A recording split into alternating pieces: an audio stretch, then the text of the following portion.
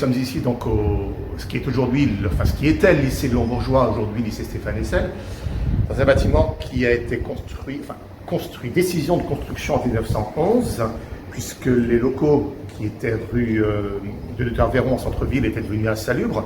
Donc en 1911, la mairie décide de construire un nouveau collège sur un terrain qui appartenait à la veuve Mouette, pardon. Décision de 1911, fin des travaux de 1923 pour l'inauguration et premiers élèves en 1924, donc on fête cette année le centenaire.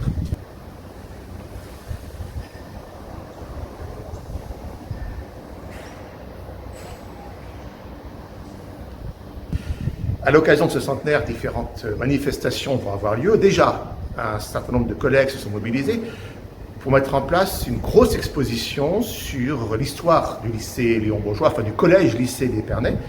On a ressorti toutes les anciennes photos de classe jusqu'aux années 50, des documents qui viennent des archives, des interviews d'anciens qui ont fréquenté ce lycée. Et cette exposition sera visible par tout le monde pendant les Journées du patrimoine, donc samedi 21, dimanche 22, entrée par l'avenue Champagne. Et les personnes auront ainsi accès à un lieu qui est absolument inconnu, qui est l'ancien appartement des proviseurs. Par ailleurs, pour ce week-end des Journées du patrimoine, une conférence a été mise en place, initiée par Épernay Patrimoine, qui va donc donner cette conférence le vendredi soir sur l'histoire de l'enseignement à Épernay. Ça sera l'occasion d'inaugurer les festivités avec l'ensemble des personnalités, président de région, maire d'Épernay, sous-préfet et compagnie. Cette conférence sera donnée par Michel Garnesson de l'association Épernay Patrimoine.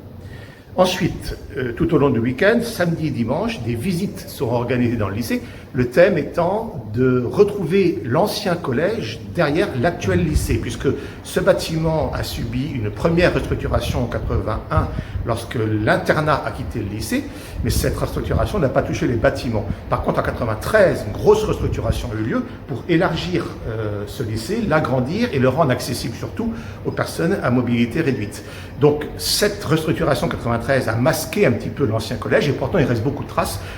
On ira à la découverte de ces traces avec des petits groupes samedi et dimanche, mais bon, ces deux groupes sont déjà complets. Par contre, ce qui n'est pas complet, c'est le grand événement du samedi soir, pique-nique musical. Nous offrons la possibilité à tout un chacun, et notamment aux anciens élèves qui ont fréquenté l'établissement, de venir pique-niquer à l'intérieur du lycée, avec de la musique, notamment un groupe de jazz, Michel Copé, que certains connaissent, ancien professeur de musique, et Dominique Tassot, ancien professeur de PS.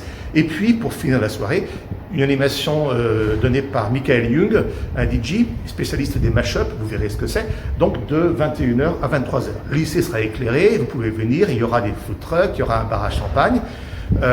Comme tout bon élève qui s'assoit sur les marches, vous pourrez vous asseoir sur les marches, il y aura quelques tables, mais l'objectif c'est que vous retrouviez votre lieu de vie quand vous étiez jeune, et vous pourrez bien sûr déambuler dans le lycée. Voilà pour ces événements.